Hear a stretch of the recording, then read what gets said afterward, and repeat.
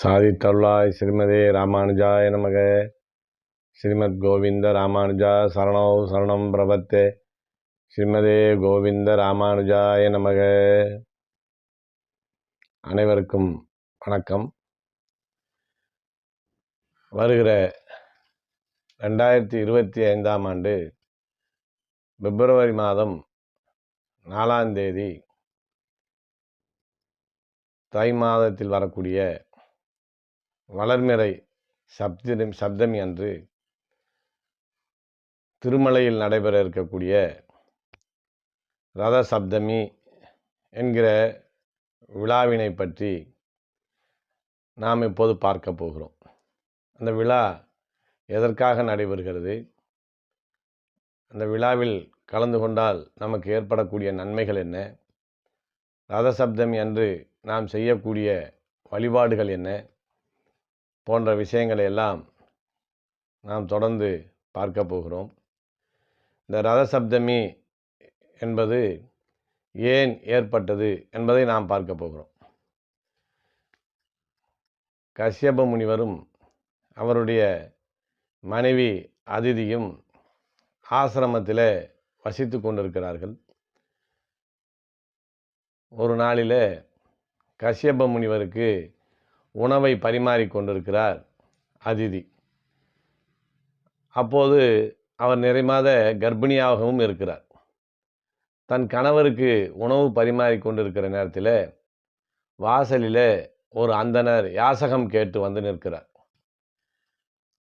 அந்த அந்தணருக்கு ஏதாவது தானம் செய்ய வேண்டும் என்று முடிவு செய்த அதிதி தன் கணவரிடத்தில் உத்தரவு பெற்று அங்கே இருந்து எழுந்து அந்த அந்தணருக்கு யாசகம் கேட்டவருக்கு தன்னாலான பொருள்களை கொடுக்க வருகிறார். அப்படி வருகிற போது கர்ப்பிணியாக இருந்த அதிதியினாலே வேகமாக எழுந்து நடந்து வர முடியாத நிலை இருந்ததுனால சற்று தாமதமாகிவிட்டது. அந்த தாமதத்தை பொறுத்து கொள்ள முடியாத அந்த அந்தணர், நான் யாசகம் கேட்டு இவ்வளவு நேரம் உன் வீட்டு வாசலிலே காக்க வைத்து அதற்கு பிறகு வந்து எனக்கு நீ தானம் தருவதனாலே நீ என்னை உதாசீனப்படுத்தி விட்டாய், என்னை அவமானப்படுத்தி விட்டாய் என்று கோபமடைந்த அந்த அந்தணர், உன் வயிற்றிலே இருக்கக்கூடிய குழந்தை இறந்தே பிறக்க கடவுது என்று ஒரு சாபத்தை கொடுத்துவிட்டு சென்று விடுகிறார். வெளியிலே நடந்த விஷயத்தை தனது கணவரான கஷ்யப முனிவரிடத்திலே வந்து அதிதி உரைக்கிறார். இதை கேள்வி பெற்று கஷ்யப முனிவர், நீ எதற்கும் கவலைப்பட வேண்டியதில்லை, நமக்கு பெருமாளுடைய அம்சமாகவே இந்த உலகம் உள்ளவரையும் வாழக்கூடிய இந்த உலகத்திலே ஒளிமிக்கவனாக பிரகாசமிக்கவனான ஒரு தேவனாகவே வந்து நமக்கு ஒரு மகன் பிறப்பான் என்று உறுதி கூறினார். அவருடைய வாக்கிற்கிணங்க ஸ்ரீமன் நாராயணன் அதிதியினுடைய வயிற்றிலே சூரியனுடைய அம்சமாக வந்து பிறக்கிறார். அப்படி சூரிய பகவான் நாராயணனுடைய அம்சமாக வந்து அதிதிக்கு பிறந்த நாள்தான் தை மாதம் வளர்பிறையிலே வரக்கூடிய இந்த சப்தமி என்கிற திதியாகும். அதைத்தான் நாம் ரத சப்தமி என்று கொண்டாடக்கூடிய ஒரு நிகழ்ச்சி இருக்கிறது. சப்தமி தினம் மிகப்பெரிய சிறப்பு வாய்ந்த தினமாக இருக்கிறது. இந்த தை மாதத்திலே வரக்கூடிய இந்த சப்தமி மகா சப்தமி, ஆரோக்கிய சப்தமி என்று சொல்லப்படுகிறது. இந்த நாளிலே பிறந்த சூரியனை வழிபடுவதுதான் நமக்கு அந்த ரத சப்தமியினுடைய பிரதானமான ஒரு விழாவாக இருக்கிறது. அந்த ரத சப்தமி தினத்தில் சூரிய உதயத்திற்கு முன்னே அருணோதய காலம் என்று சொல்லப்படக்கூடிய நேரத்தில் நாம் எழுந்து 7 எருக்கம் இலைகளை வைத்து நாம் தீர்த்தமாடினால், குளித்தால் நம்மிடம் இருக்கக்கூடிய சகல பாவங்களும் நோய்களும் நீங்கி ஆரோக்கியத்தோடும் அமைதியோடும் வளமான வாழ்வு வாழ்வதற்கு ஒரு காரணமாக இருக்கும் என்று நமக்கு முன்னோர்கள் சொல்லியிருக்கிறார்கள். அதாவது அந்த எருக்கம் இலையை தலையிலே ஒன்று, 2 கண்களிலே ஒன்று என்ற விதமாகவும், 2 தோள்களிலே இலைகளையும், 2 கால்களிலே பாதங்களிலே இந்த 7 இலைகளை வைத்து நாம் தீர்த்தமாட வேண்டும். ஆண்களாக இருந்தால் இந்த எருக்க இலையில அட்சதையை இட்டு 7 இலைகளிலும் அட்சதையை இட்டு அதை நம் உடலிலே வைத்து தீர்த்தமாட குளிக்க வேண்டும். பெண்களாக இருந்தால் மஞ்சளும் அட்சதையும் சேர்ந்து வைத்து அவர்கள் குளித்தார்களானால் நம்மிடம் இருக்கக்கூடிய 7 ஜென்மத்திலே நாம் செய்த பாவங்களும் நம்மிடம் இருக்கக்கூடிய நோய்களும் நம்மை விட்டு விலகும் என்பது நமக்கு பெரியோர்கள் சொன்ன ஒரு பிரதானமான வார்த்தை. ஏன் நாம் அந்த எருக்களம் இலைகளை பயன்படுத்துகிறோம் என்பதற்கு மகாபாரத நிகழ்ச்சி மிகப்பெரிய ஒரு காரணமாக இருக்கிறது. மகாபாரத யுத்தம் நடைபெற்று கொண்டிருக்கிறது. அதில் பிதாமகன் என்று அழைக்கப்படக்கூடிய பீஷ்மர் அர்ஜுனனாலே வீழ்த்தப்படுகிறார். பீஷ்மருக்கு தான் நினைத்த நாளிலே தான் இந்த தேகத்தை விட்டு உயிர் பிரியும் என்ற ஒரு வரத்தை பெற்றவர். அவர் வீழ்த்தப்பட்ட நாள் தட்சணாயன காலமாக இருந்ததனால அந்த காலத்திலே நாம் உயிரை துறக்கக்கூடாது. உத்தராயணம் பிறந்த பிறகுதான் நாம் இந்த உயிரை இந்த உடலை விட்டு நீக்க வேண்டும் என்ற நிலையிலே இருக்கிறார். அதனாலே அவர் அம்பு படுக்கையிலே படுத்து கொண்டிருக்கிறார். ஆனால் அந்த அம்புகள் தைத்ததனாலே அவருடைய தேகத்திலே அளவு கடந்த வலி ஏற்பட்டு கடுமையான துன்பத்தை அனுபவித்து கொண்டு வருகிறார். அப்போது வேதவியாசர் பீஷ்மரை சந்திக்க வருகிறார். அப்படி வருகிற போது பீஷ்மர் கேட்கிறார், வியாசரே, நான் என்ன பாவம் செய்தேன்? எதற்காக இந்த உடல் மூலமாக நான் இவ்வளவு வேதனையை அனுபவித்து கொண்டிருக்கிறேன் என்பதற்கு எனக்கு காரணம் புரியவில்லை. நீங்கள் எனக்கு தெளிவுபடுத்த வேண்டும் என்று கேட்கிறார். அப்போது வியாச பகவான் சொல்லுகிறார், ஒரு மனிதனானவன் பிற மனிதர்களை தேகத்தாலோ வார்த்தையாலோ மனதாலோ 3 விதத்திலும் காயப்படுத்தி அவர்களை வருத்தப்பட வைக்கக்கூடாது என்பது சாஸ்திர விதி. அப்படி செய்பவர்கள் கடுமையான பாவத்திற்கு ஆளாவார்கள் என்று சொல்லப்பட்டிருக்கிறது. அது மாத்திரம் பாவம் அல்ல, ஒரு தவறு நடக்கிற போது அதை தடுக்க தவறுவதும் குற்றம். அந்த தவறு செய்பவருக்கு உடந்தையாக இருப்பதும் குற்றம். அப்படிப்பட்ட பாவங்கள் உன்னிடத்திலே இருக்கிறது. அதனாலே தான் நீ இந்த வேதனையை அனுபவித்து கொண்டிருக்கிறாய் என்று சொல்லுகிற போது பீஷ்மர் தன் மனதளவிலே ஒத்துக்கொள்கிறார். அதாவது துரியோதனுடைய சபையிலே திரௌபதியை துச்சாதனன் ஆடைகளை களைந்து மானபங்கப்படுத்திய போது அதை தடுக்காமல் இருந்தது, அதை பார்த்து கொண்டிருந்தது. இதெல்லாம் எனக்கு மிகப்பெரிய பாவம். அந்த பாவத்தை நான் நிச்சயமாக செய்திருக்கிறேன். இதிலிருந்து மீள்வதற்கு எனக்கு வழியே இல்லையா என்று கேட்கிறார் பீஷ்மர். அப்போது வியாச பகவான் சொல்லுகிறார், எப்போது நாம் செய்தது தவறு என்று உணர்ந்தி அதற்கு வருத்தப்பட்டு விட்டீர்களோ அப்போதே அந்த பாவமானது உங்களை விட்டு நீங்கிவிடும். ஆனாலும் கூட அந்த தவறுக்கு உடன்பட்டு இருந்ததுனால உங்கள் மூளை இருக்கக்கூடிய தலை, உங்கள் கண்கள், உங்கள் வாய், உங்களுடைய தேகம் அந்த வேதனையை அனுபவித்தே தீர வேண்டிய ஒரு நிலை இருக்கிறது. ஆனாலும் உங்களை சாந்தப்படுத்த வேண்டியது என்னுடைய கடமை. நான் அதற்கான காரியத்தை செய்கிறேன் என்று வியாசர் சொல்லுகிறார். அப்போ பீஷ்மர் சொல்லுகிறார், இந்த சூரிய பகவானினுடைய ஒளியை பயன்படுத்தி என் தேகத்தை எரித்து விடுங்கள், என்னால் இந்த வேதனையை பொறுத்து கொண்டு இருக்க முடியவில்லை என்று சொல்லுகிற போது வியாச பகவான் என்ன செய்கிறார் என்றால், எருக்கம் என்றாலே அது சூரிய பகவானத்தை குறிக்கும். அந்த எருக்கம் பூவுகளைத்தான் சூரிய பகவான் சூடிக்கொண்டிருக்கிறார். அதனாலே சூரிய பகவானுக்கு உகந்ததான எருக்கம் இலைகளை பறித்து வந்து பீஷ்மனுடைய தேகம் முழுதும் அலங்காரம் செய்தார். அந்த எருக்களம் இலையை வைத்த மாத்திரத்திலேயே அவருடைய உடலிலே இருந்த வேதனைகள் குறைந்து பீஷ்மர் அமைதியாகிறார். அந்த நாளிலிருந்து ஏகாதேசி அன்று அவர் இந்த தேகத்தை விட்டு உயிரை நீத்து விட்டு போகிறார். அந்த தை சப்தமியில இருந்துதான் சூரிய பகவான் தட்சணாயன பாதையில இருந்து உத்தராயண பாதைக்கு மாறுகிறார் என்கிற நிலையும் ஏற்படுகிறது. குளிர்காலம் முடிந்து வசந்த காலத்தினுடைய தொடக்கமாகவும் இந்த ரத சப்தமி இருக்கிறது என்பதை நாம் பார்க்கிறோம்.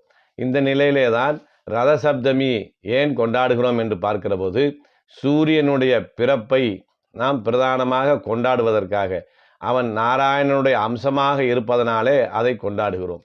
அதற்கு பிறகு அந்த நாளிலே அதிகாலையிலே ஏன் எருக்கம் இலையை வைத்து நாம் நீராட வேண்டும் என்கிற செய்தியையும் நாம் இங்கே பார்த்திருக்கிறோம் என்கிற நிலை. இந்த ரதசப்தமி அன்று நாம் எவ்வாறு வழிபட வேண்டும் என்கிற நிலை ஒன்று இருக்கிறது. எப்படி வழிபட வேண்டும் என்றால், அதிகாலை நேரத்திலே, அதாவது சூரிய உதயத்திற்கு முன்னே, அது அருணோதய காலம் என்று சொல்லப்படும். அப்படிப்பட்ட அந்த காலத்திலே நாம் எழுந்து, முன்னே நாம் சொன்னது போல 7 எருக்கம் இலைகளை வைத்து, அதிலே அச்சதை, பெண்களாக இருந்தால் மஞ்சளும் சேர்த்து வைத்து நீராடி விட்டு, நாம் பகவானுடைய வீட்டிலே இருந்தால் பகவானுடைய ஸ்ரீமன் நாராயணனுடைய படத்துக்கு சிகப்பு வர்ணத்திலே இருக்கக்கூடிய வஸ்திரங்களை அனுபவித்து, அதற்கு மேலே சிவப்பு மலர்களாலே பகவானுக்கு நாம் அர்ச்சனை செய்ய வேண்டும். அதை செய்துவிட்டு அதிகாலை நேரத்திலே மண்ணால் செய்யப்பட்ட பாத்திரத்திலே பசும்பாலை நிரப்பி சூரிய ஒளி படக்கூடிய இடத்திலே நாம் அதை வைக்க வேண்டும்.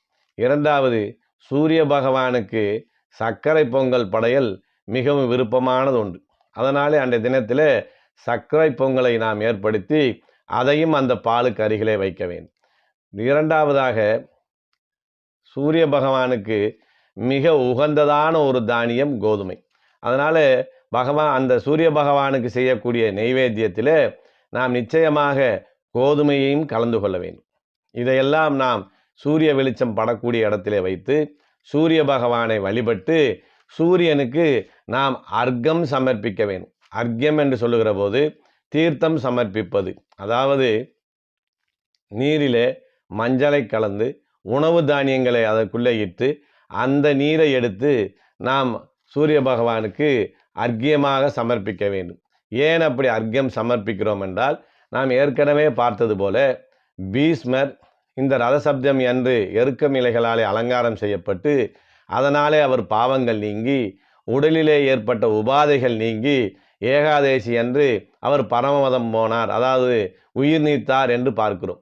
அப்படி உயிர் நீக்கிறார் என்ற செய்தியை கேள்விப்படுகிற போது தர்மன் வியாசரிடத்திலே கேட்கிறார், இப்படி ஏகாதேசி அன்று உயிரை நீர்க்கப் போகிற பீஷ்மருக்கு யாருமே இல்லையே, அவர் நைஷ்டிக பிரம்மச்சாரியாக இருக்கிறாரே, அவருக்கு நீத்தார் கடன்களை பிற்காலத்தில் யார் செய்வார்கள் என்று கேட்கிறார். அப்போது வியாச பகவான் சொல்லுகிறார், இந்த ரதசப்தமி அன்று யார் யார் சூரிய பகவானுக்கு அர்க்கியம் சமர்ப்பிக்கிறார்களோ, தீர்த்தம் வார்க்கிறார்களோ, அவர்களெல்லாம் பீஷ்மருக்கான நீத்தார் கடனை செய்யக்கூடிய பலனை அடைவார்கள்.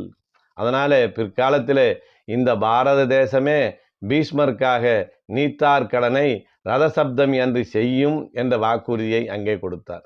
அது மாத்திரமல்ல, அன்றைய தினத்திலே சூரியனையும் வழிபடுவதனாலே உலக மக்கள் அனைவரும் நோயும் தங்களிடம் இருக்கக்கூடிய பாவங்களையும் நீக்கி புனிதமாவார்கள் என்ற விஷயத்தை வியாச பகவான் அருளி செய்ததனாலே அன்றைய தினத்திலே நாம் நிச்சயமாக சூரிய பகவானுக்கு அர்க்கியம் சமர்ப்பிக்க வேண்டும். அப்போது சிவப்பு நிற ஆடைகளை பெருமாளுக்கு அணிவிக்க வேண்டும், சிவப்பு நிற பூக்களாலே அர்ச்சிக்க வேண்டும், நெய்யாலே விளக்கேற்றி வழிபட வேண்டும், சக்கரை பொங்கல் படையலும் கோதுமையும் நிச்சயமாக நைவேத்தியத்தில் சேர்த்து கொள்ள வேண்டும் என்ற நிலையை சொல்லியிருக்கிறார். இதுதான் நாம் ரதசப்தம் என்று வழிபடக்கூடிய முறையாக இருக்கிறது. சரி, இவ்வாறு வழிபடுவதனாலே நமக்கு ஏற்படக்கூடிய பலன்கள் என்ன என்பதையும் நாம் இப்போது பார்க்க போகிறோம். அதாவது ரதசப்தமி அன்று மேலே சொன்ன முறையிலே நாம் சூரிய பகவானை, அதாவது ஸ்ரீமன் நாராயணனுடைய அம்சமாகவே இருந்து இந்த உலகத்துக்கெல்லாம் ஒளியை கொடுத்து உயிர்களுக்கெல்லாம் சக்தியை கொடுக்கக்கூடிய அந்த சூரிய பகவானை நாம் இந்த முறையிலே வழிபட்டோமானால் நம் தேகத்தில் இருக்க நோய்கள் அனைத்தும் நீங்கி நோயற்ற தேகத்தை பெறக்கூடிய பலன் நமக்கு கிடைக்கும். அதற்கு மேலே பீஷ்மருக்கு எவ்வாறு பாவங்களெல்லாம் நீங்கியதோ அதே போல 7 ஜென்மங்களிலே நாம் செய்த பாவங்களும் இதன் மூலமாக நம்மை விட்டு நீங்கும் என்பது உறுதி. மேலும் விதவையாக, அதாவது கணவனை இழந்த பெண்களாக இருப்பவர்கள் இந்த பூஜையை, இந்த வழிபாட்டு முறையை செய்தால் அடுத்த ஜென்மத்திலே இந்த கணவனை இழந்த ஒரு நிலையை அடையாத ஒரு நிலை அவர்களுக்கு ஏற்படும். இந்த நாளிலே தொடங்கக்கூடிய எல்லா விதமான தொழில்களும் மென்மேலும் சிறப்பாக வளர்ந்து நமக்கு வேண்டிய பலனையும் கொடுக்கும். யோகா மற்றும் தியானம் தொடங்கக்கூடிய நபர்கள் இந்த ரத சப்தமி நாளிலே யோகா மற்றும் தியானங்களை தொடங்கினால் அதற்குண்டான முழு பயன்களையும் அவர்கள் அடைவார்கள் என்று இந்த ரதசப்தமி அன்று நாம் வழிபட்டால் ஏற்படக்கூடிய பலன்களை சொல்லி, இந்த நாளிலே வழிபட்டால் நமது குடும்பத்திலே சகலவிதமான நன்மைகளும் அமைதியும் அன்பும் நிலவும் என்பது மாற்றுக்கருத்தே இல்லை என்று பெரியோர்கள் சொல்லியிருக்கிறார்கள். சரி, இப்படிப்பட்டதான ஒரு ரத சப்தமி விழா நமது நாட்டிலே எங்கே நடக்கிறது என்று நாம் பார்க்க போகிறோம். எங்கெங்கே நடக்கிறது என்றால், தமிழ்நாட்டிலே பூலோக வைகுண்டம் என்று சொல்லப்படக்கூடிய ஸ்ரீரங்கத்திலே ரதசப்தம் என்று பெருமாளுக்கு மிக சிறப்பான ஒரு உற்சவம் நடைபெற்று கொண்டு வருகிறது. அதற்கு மேலே தஞ்சை மாவட்டத்திலே உள்ள சூரியனார் கோயிலிலே இந்த ரதசப்தமி என்று சூரியனுக்கு சிறப்பு வழிபாடுகள் நடைபெறுகிறது. இதற்கெல்லாம் சிகரம் வைத்தாற் போல உலகமே கொண்டாடக்கூடிய திருமலை என்று சொல்லப்படக்கூடிய ஏழுமலையிலே ரதசப்தமி உற்சவம் மிக சிறப்பாக நடைபெற்று கொண்டு வருகிறது. ஏன் அந்த ரதசப்தமி விழா திருமலையிலே கொண்டாடப்படக்கூடிய ஒரு விழா இவ்வளவு சிறப்பாக பேசப்படுகிறது என்று நாம் பார்க்க வேண்டும் அல்லவா? ஏனென்றால் அங்கே பகவான் 7 மலைகளை கொண்டு வீற்றிருக்கிறார்.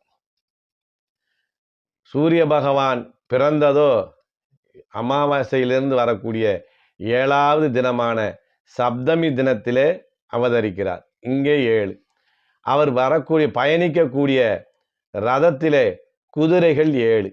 அந்த 7 குதிரைகள் 7 கிழமைகளை குறிப்பதாக இருக்கும். அதனால அங்கேயும் 7 இருக்கிறது. அதற்கு பிறகு அந்த குதிரைகள் 7 வர்ணங்களிலே இருக்கும்.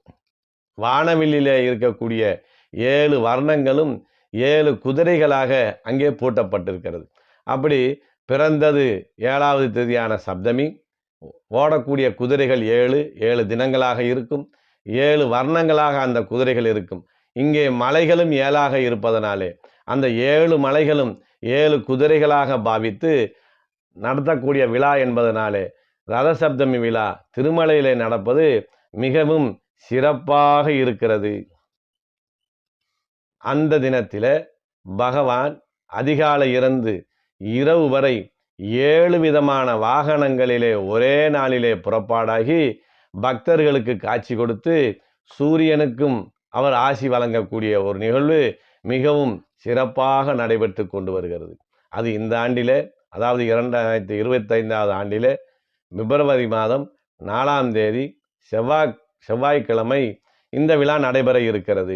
இந்த விழாவினுடைய தொடக்கமாக திருமலையிலே காலையில் 5:30 மணிக்கு பெருமாள் உற்சவர் ராஜ அலங்காரத்திலே வைரகிரீட சேவையோடு பக்தர்களுக்கு காட்சியளிக்க சன்னதியை விட்டு வெளியே வருகிறார். மலையப்ப பெருமாள் என்ன செய்கிறார்? 5:30 மணிக்கு துவங்கி 4 மாட வீதிகளிலும் சுற்றி வந்து மீண்டும் ராஜகோபத்திற்கு முன்னே அவர் எழுந்தருகிற போது சூரியனுடைய ஒளி அவர் பிறந்த நாளை முன்னிட்டு ஏழுமலையப்பனுடைய திருவடியிலே படும். அப்படி திருமலையப்பன் திருவடியிலே பட்ட பிறகு ஏழுமலையானுக்கும் சூரிய பகவானுக்கும் அங்கே பூஜைகள் நடைபெற்று மலையப்ப சுவாமி சன்னதிக்குள்ளே எழுந்தருள்வார். இது காலை 5:30 மணியிலிருந்து 8 மணி வரை நடக்கக்கூடிய ஒரு உற்சவமாக இருக்கும்.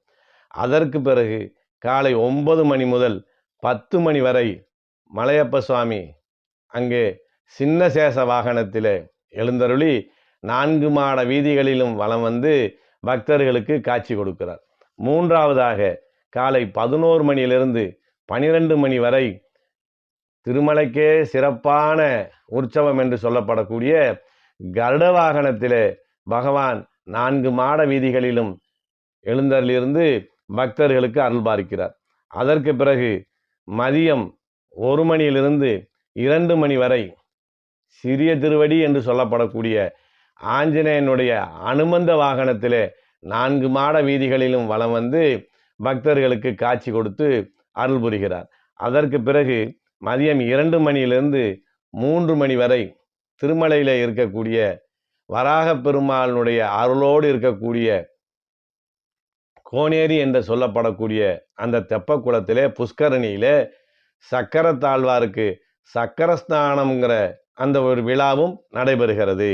அதற்கு பிறகு மாலை 4 மணியிலிருந்து 5 மணி வரை பகவான் இந்த உலகத்துக்கெல்லாம் சகலவித நன்மைகளும் கிடைக்க வேணும் என்பதை அறிவிக்கும் முகமாக கல்பவிருட்ச வாகனத்திலே 4 மாட வீதிகளிலும் வலம் வந்து பக்தர்களுக்கு காட்சியும் கொடுத்து அருள்பாலிக்கிறார். அதற்கு பிறகு மாலை 6 மணியிலே தொடங்கி 7 மணி வரை சர்வ பூபால வாகனத்திலே, பூக்களாலே அலங்கரிக்கப்பட்ட சர்வ பூபால வாகனத்திலே 4 மாட வீதிகளிலும் வலம் வந்து பக்தர்களுக்கு காட்சி கொடுத்து அருள் புரிகிறார். அதற்கடுத்தாற் போல இரவு 8 மணி அளவில் 8 மணியிலிருந்து 9 மணி வரை சந்திரபிரபை வாகனத்திலே 4 மாட வீதிகளிலும் வலம் வந்து பக்தர்களுக்கு காட்சி கொடுத்து அருள்பாலிக்கிறார். இந்த நிகழ்ச்சி தொடங்குகிற போது காலை 5:30 மணி அளவிலே சூரிய பிரபை வாகனத்திலே புறப்படக்கூடிய பகவான் இரவு 9 மணிக்கு சந்திரபிரபை வாகனத்திலே எழுந்தருளி ஒரே நாளிலே, அதாவது பிரம்மோற்சவத்திலே நடக்கக்கூடிய வாகன சேவைகள் அனைத்தையும் இந்த ரதசப்தமி தினத்திலே ஒரே நாளிலே 7 விதமான வாகனங்களிலே எழுந்தருளியிருந்து சூரிய பகவானுக்கும் ஆசி வழங்கி பக்தர்களுக்கும் காட்சி கொடுத்து நமக்கும் அவர் இங்கே அருளையும் கொடுக்கிறார். அதனாலே வாய்ப்புள்ளவர்கள் இந்த ரதசப்தமி அன்று திருமலைக்கு சென்று உள்ளே இருக்க திருவேங்கடமுடையானையும் வீதிகளிலே வலம் கரக்கூடிய மலையப்பனையும் சேவிப்பது மிக சிறப்பான ஒரு காரியமாக இருக்கும் என்பதை தெரிவித்துக் கொள்கிறோம். அவ்வாறு